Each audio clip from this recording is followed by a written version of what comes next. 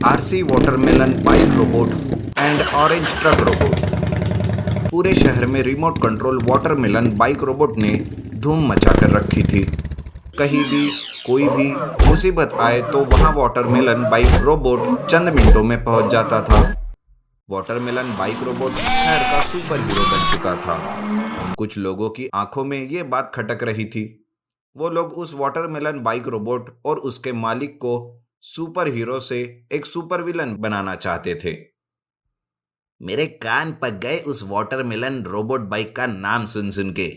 जब भी हम कुछ करने जाते हैं ये वहां धमकता है और हमारा सारा प्लान चौपट कर देता है।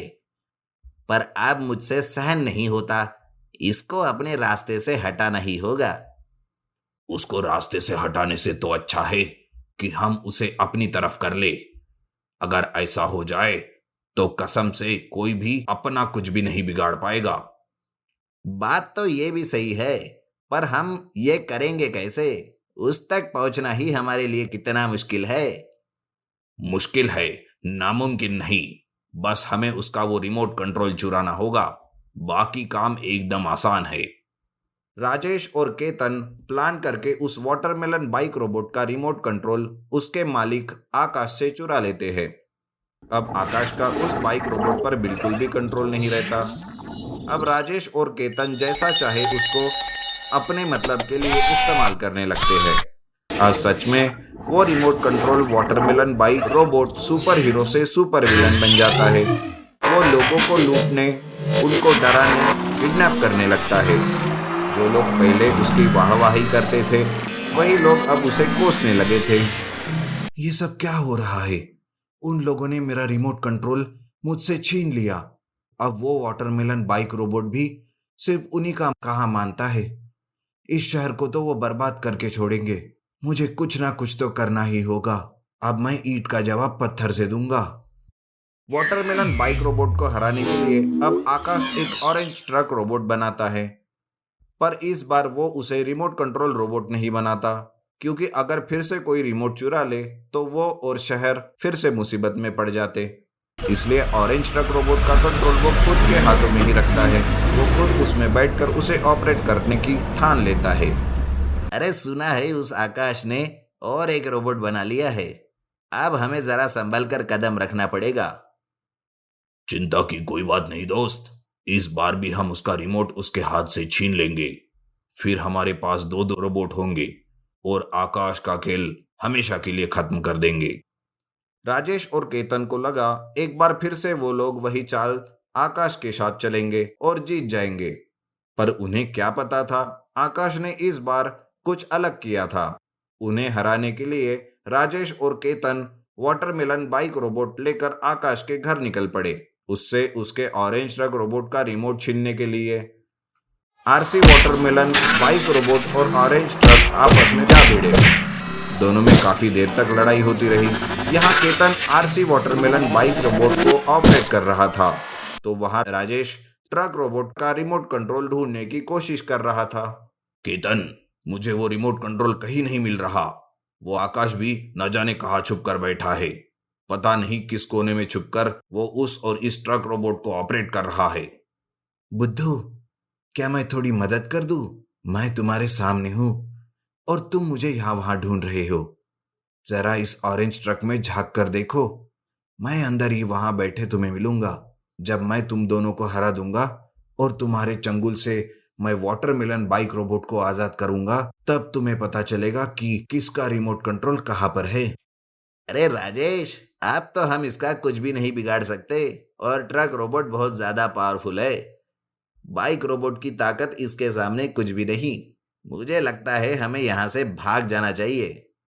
केतन की बात मानकर दोनों वहां से भागने की फिराक में थे कि तभी आकाश ने ऑरेंज ट्रक रोबोट की मदद से वाटरमेलन बाइक रोबोट की टांगे पकड़ ली और उसे उल्टा लटका दिया और दूसरी तरफ एक ही झटके में केतन और राजेश को नीचे गिरा दिया।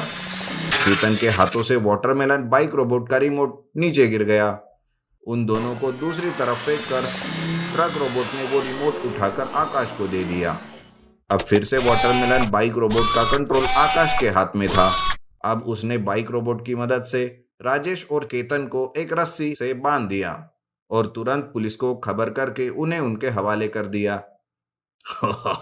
तुमने तो हमें अंदर करवा दिया दोस्त, पर तुम्हारा बाइक रोबोट अभी कुछ काम का नहीं रहा। लोग इसे कभी नहीं अपनाएंगे। हमने इसे विलन बना दिया, विलन। ये रोबोट अच्छे या बुरे नहीं होते, इंसान अच्छे बुरे होते हैं।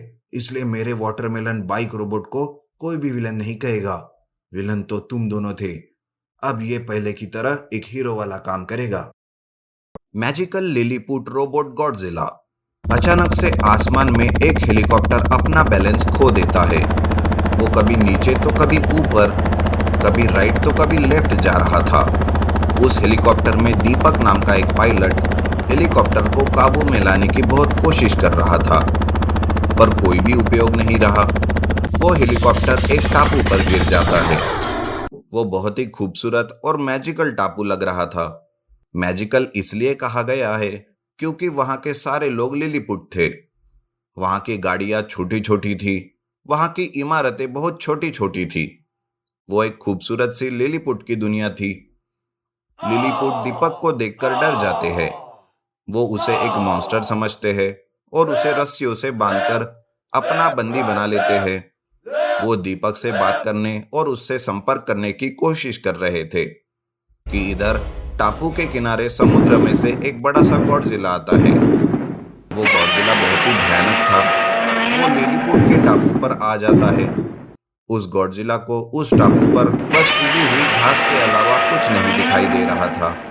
लिलीपुट्स को उस गॉडजिला के पैर के अलावा और कुछ भी नहीं दिखाई दे रहा था। उन्हें ऐसा लग रहा था कि एक बड़ा सा विशाल पहाड़ उन पर पड़ रहा हो। बेचारे लिलीपुट गॉडजिला के पैर के नीचे कुछ ऐसे कुचले जा रहे थे जैसे कि चींटियां किसी पत्थर के नीचे आ गई हो। गॉडजिला लिलीपुट के विशाल पेड़ों को ऐसे खींचकर फेंक रहा था जैसे घास की टहनियां तोड़ रहा हो। लिलीपुट की दुनिया में हलचल मच जाती है। लिलीपुट्स अपनी जान बचाते हुए इधर उधर भाग रहे थे। लिलीपुट अपनी जान बचाते हुए दूसरे सुरक्षित जगह की ओर भाग रहे थे। वो अपने साथ दीपक को भी एक चकले से बनाई गाड़ी पर लेकर जा रहे थे। अरे ओ लिलीपुट्स, तुम लोग मुझे कहाँ ले जा रहे हो? मुझे खोलो, मैं तुम लोगों को कुछ नहीं करूंगा, मुझे जाने दो। अरे ओ मॉन्स्टर, हमारे राजा जी तुझे छोड़ देंगे, कुछ नहीं करेंगे। वैसे हम तेरी जान बचा रहे हैं, समझे? अबे ओ लिलीपुट, चुप कर। मैं कोई मॉन्स्टर नहीं हूँ, मेरा नाम दीपक है। सुनो दीपक, हमारे देश में एक बहुत बड़ी मुसीबत आई है। हमारे कई सारे लिलीपुट उस विशाल हिलते पर्वत के नीचे आकर मर रहे हैं। क्या? हिलता हुआ पर्वत? अरे चल छोड़ मुझे, जल्दी से खोल दो मुझे, बहुत जोर की आ रही है मुझे। अरे रोक लो थोड़ी देर, राजा जी आते ही होंगे, उनके आने के बाद हम तुम्हें खोल सकते हैं। अरे ओ नालायक, इसे रोकना किसी के बस की बात नहीं है। ये प्रकृति का बुलावा है। अगर ये छूट गई तो तुम सब बह जाओगे। अरे रुक, पहले से हम लोग उस हिलते पर्वत से परेशान हैं। अब तेरी बहती नदी से और मुसीबत नहीं मोड़ लेना चाहते, समझा? लिलीपुट और दीपक बातें कर रहे थे। तभी वहां लिलीपुट का राजा आता है। दीपक कहता है, राजा जी प्रणाम। देखिए, मैं आप लोगों को कुछ नहीं करूंगा। प्लीज आप लोग मुझे छोड़ दीजिए। देखो, हम तुम्हें कुछ नहीं करेंगे।